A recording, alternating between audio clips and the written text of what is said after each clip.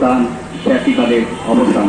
আমাদের জন্য দুঃখজনক ব্যাপার হচ্ছে স্বৈরাচার হাসিনা দেশ থেকে বিতাড়িত হলেও তার অনেক দোষর এখনও বাংলাদেশের অনেক সরকারি পর্যায়ে উচ্চ পর্যায়ে তারা এখন অবস্থান করছে।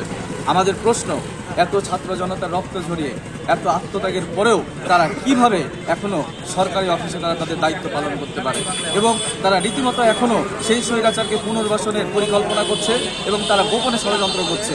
আমরা চাই বাংলাদেশের প্রতিটা ক্ষেত্র থেকে বাংলাদেশের গণতন্ত্র প্রতিষ্ঠা হোক এবং সেই প্রত্যেকটা ক্ষেত্রতে যারা স্বৈরাচারের দোষর ছিল তারা বিতাড়িত হোক। এবং আমাদের ছাত্র জনতার আন্দোলনের একটা মূল নীতি ছিল যে বাংলাদেশের প্রত্যেকটা সেক্টরে প্রত্যেকটা জায়গায় কর্মকর্তা নিয়োজিত হবে মেধার ভিত্তিতে। কিন্তু আমরা খবর পেয়েছি রাজশাহী সিটি কর্পোরেশনে প্রধান রাজস্ব কর্মকর্তা নিয়োগ হয়েছে স্বজনপ্রীতির ভিত্তিতে। আমরা এই দেশ থেকে আর স্বজনপ্রীতি দূর করতে চাই। আমরা চাই না যে স্বজনপ্রীতির ভিত্তিতে মেধা অবহেলিত হোক, এই ছাত্র সমাজ অবহেলিত হোক তাদের ন্যায্য অধিকার থেকে।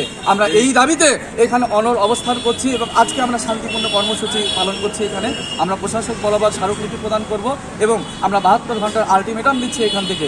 যদি 72 ঘন্টার মধ্যে এই স্বৈরাচারের দোষরকে অপসারণ করা না হয় তাহলে আমরা কঠোর কর্মসূচি গ্রহণ করব। ফ্যাসিবাদের অবসান ঘটাতে গিয়ে এই জুলাই বিপ্লবে আমাদের ছাত্ররা, সাধারণ জনতা যে রক্ত দিয়েছে রাজপথে, আজ দুঃখের বিষয় এই ফ্যাসিবাদ বিতরণে যে রক্ত অর্জিত হয়েছে, যে শহীদ হয়েছে, কিন্তু আজও আমাদের জুলাই বিপ্লব আমরা এখনো পরিপূর্ণতা পাইনি।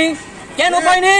আজও আমাদের মাঝ থেকে বিভিন্ন দপ্তর থেকে ফ্যাসিবাদ অবসান হয়নি। তদ্রূপ সেই অববাহিকায় সেটা অব্যাহত রাখার কারণে আজ আমাদের নগর ভবন, যে ভবন থেকে এই রাজশাহীতে পরিচালিত হয়, সেই নগর ভবনে লুটেরা, ফ্যাসিবাদ যে দোসররা আজও তারা অবস্থান করছেন। সেই অবস্থানের মধ্যে প্রধান রাজস্ব কর্মকর্তা আবু সালিহ নূর সাইদ, তিনি হলেন সেই লুটেরার প্রধান, সেই ছাত্র খুনির প্রধান, সেই HM খায়রুজ্জামান লিটনের আপন ফুফাতো ভাই, সেই দোসর তিনি এবং তার দোসররা এখন নগর ভবনে সেই অবস্থানে আছেন, প্রধান কর্মকর্তার মধ্যে আছেন। কিন্তু সেই দুঃখ নিয়েই, সেই ভারাক্রান্ত ক্লান্ত মন নিয়েই আজও আমরা রাজপথে দাঁড়িয়েছি এই ফ্যাসিবাদদের বিরুদ্ধে। আমাদের দাবি সেই ফ্যাসিবাদকে এই নগর ভবন থেকে 72 ঘন্টার মধ্যে অপসারণ করতে হবে। যদি অপসারণ না হয় তবে ছাত্র যুব সমাজ শুধু নয়, এই নগরবাসী সহ আর একটা বিপ্লব ঘটবে এই রাজশাহীর রাজপথে এই ফ্যাসিবাদদের। আমরা চাই না রাজশাহী সিটি কর্পোরেশন দুর্নীতির কেন্দ্রবিন্দু হোক। এই জন্যই আমরা চাই রাজশাহী সিটি কর্পোরেশন থেকে অবৈধভাবে যে সকল নিয়োগ হয়েছে, অবৈধভাবে যারা এখন চাকরিতে গ্রহণ করে আছেন, অবৈধভাবে যারা ঘুষের লেনদেন করছেন, তাদের বিতাড়িত করা হোক। আমি বলি সাধারণ মানুষের ভালো থাকবো, তাদেরকে ভালো রাখার দায়িত্ব নির্বাহ কিনা আমরা তাদের ভালো রাখার জন্য যে সমস্ত কর্মসূচি দরকার, যে সমস্ত পদক্ষেপ নেওয়া দরকার, সেই পদক্ষেপের সাথে আমরা একটু একাত্মতা ঘোষণা করতে পারবো কিনা।